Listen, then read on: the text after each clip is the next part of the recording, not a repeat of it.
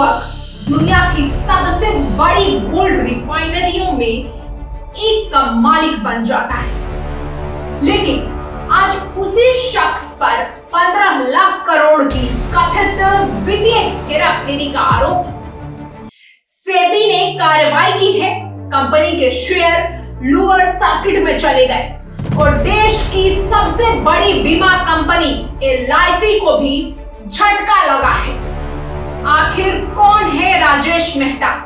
क्या सच में भारत के कॉर्पोरेट इतिहास के सबसे बड़े विवादों में से एक सामने आया है? और अगर आरोप साबित होते हैं तो इसका असर आम निवेशकों की जेब पर कितना पड़ेगा? नमस्कार, मैं हूं सोनू राय और आप देख रहे हैं तहलका इंडिया न्यूज। आज के इस तहलका एक्सप्लेनर में हम आपको बताएंगे राजेश मेहता की सफलता की कहानी, सेबी के आरोप, LIC को हुए नुकसान, उस पूरे विवाद की परतें जिसे लेकर शेयर बाजार में भूचाल आ गया है। आखिर हुआ क्या है? सबसे पहले समझते हैं कि मामला क्या है। देश की सबसे बड़ी ज्वेलरी और gold refining company Rajesh exports इन दिनों विवादों के केंद्र में है। भारतीय प्रतिभूति एवं विनिमय बोर्ड यानी सेबी ने कंपनी और इसके चेयरमैन राजेश मेहता के खिलाफ अंतरिम आदेश जारी किया है।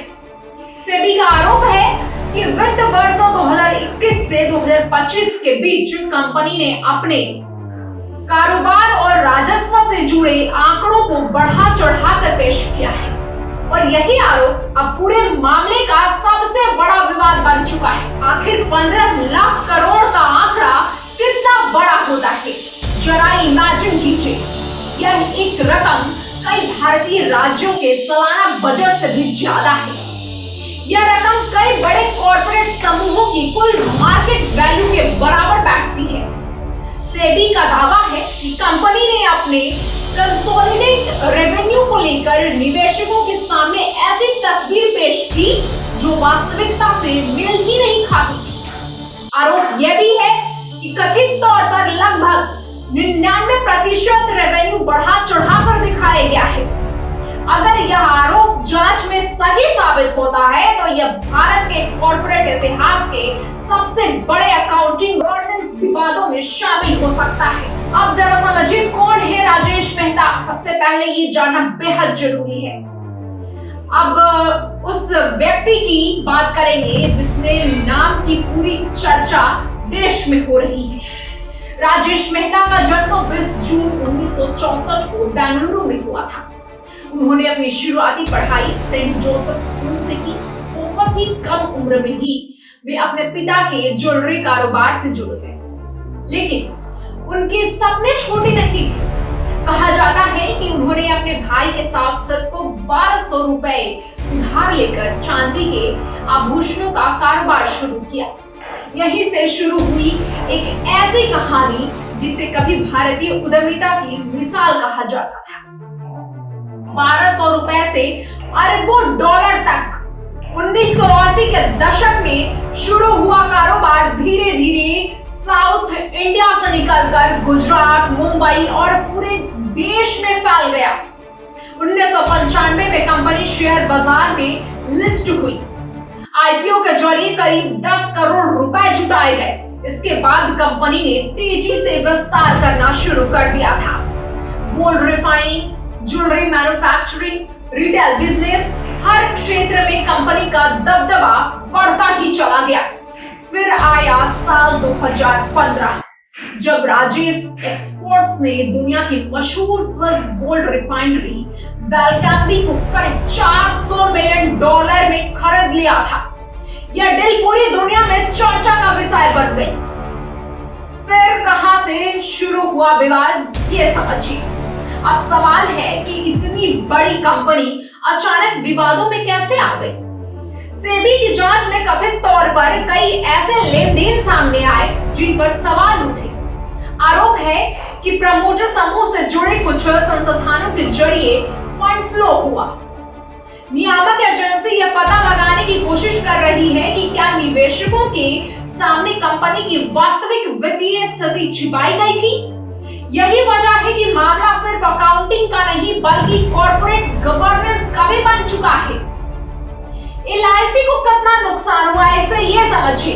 अब बात उस नाम की करेंगे जो हर भारतीय जानता है, एलआईसी, देश की सबसे बड़ी बीमा कंपनी। राजेश एक्सपोर्ट्स में एलआईसी की लगभग 10.8% हिस्सेदारी है।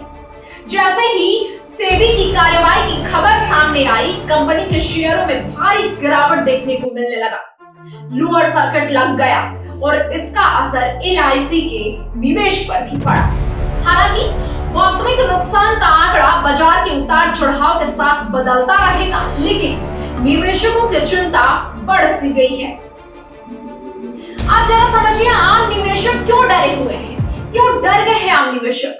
क्योंकि शेयर बाजार भरोसे पर चलता है। जब कोई कंपनी निवेशकों को अपने कारोबार के बारे में जानकारी देती है तो निवेशक उसी के आधार पर पैसे लगाते हैं। अगर वही जानकारी संदिग्ध साबित हो जाए तो सबसे ज्यादा नुकसान छोटे छोटे निवेशकों को ही होता है। यही वजह है कि सेबी जैसी संस्थाएं बाजार की निगरानी करती रहती है। अब समझिए राजेश मेहता पर क्या कार्रवाई हुई है। सेबी के अंतरिम आदेश के बाद राजेश मेहता को शेयर बाजार में खरीद बिक्री और अन्य गतिविधियों से रोक दिया गया है। यह अंतिम फैसला नहीं है, जांच अभी जारी है। राजेश मेहता और कंपनी को अपना पक्ष रखने का अवसर मिलेगा, लेकिन फिलहाल बाजार की नजर इसी मामले पर टिकी हुई है। 1200 रुपए से शुरू हुई कहानी दुनिया की बड़ी गोल्ड कंपनी तक पहुंची, लेकिन आज उसी कहानी पर सवाल खड़े हो गए हैं। क्या सेबी के आरोप सही साबित होंगे? क्या कंपनी खुद को निर्दोष साबित कर पाएगी? क्या निवेशकों का भरोसा वापस लौटेगा? इन सभी सवालों का जवाब आने वाले दिनों में जांच और कानूनी प्रक्रिया के साथ ही आएंगे।